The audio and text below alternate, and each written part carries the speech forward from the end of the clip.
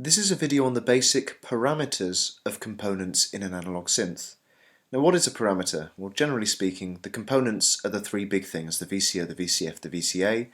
So for example, here is a component, and here is one parameter, one setting of that component. So what parameters do we have for our components in a subtractive synth?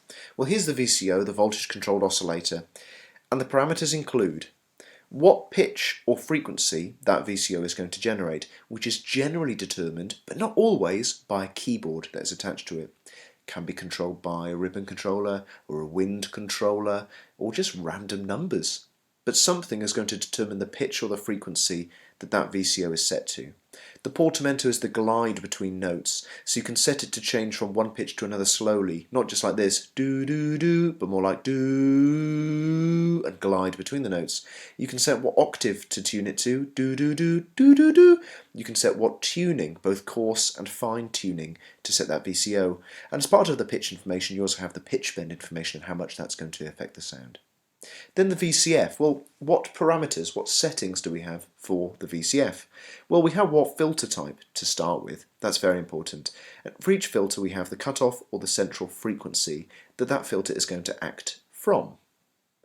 As part of that filter we also have a resonance setting and a slope setting too. And those are the basic parameters of the VCF.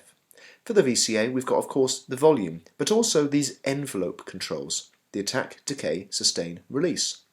Now this really requires its own video. The attack is how fast it starts. The decay is how long it takes to actually get to the sustain level. The sustain is how loud the sound gets to just when you're holding the key down.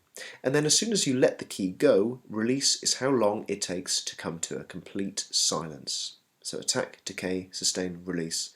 And this is the bare bones of an envelope. You can get more complicated envelopes that model instruments even more closely, but this ADSR is what you need to generate a sound that will model most normal sounds. So those are the basic parameters for your VCO, VCF and VCA components.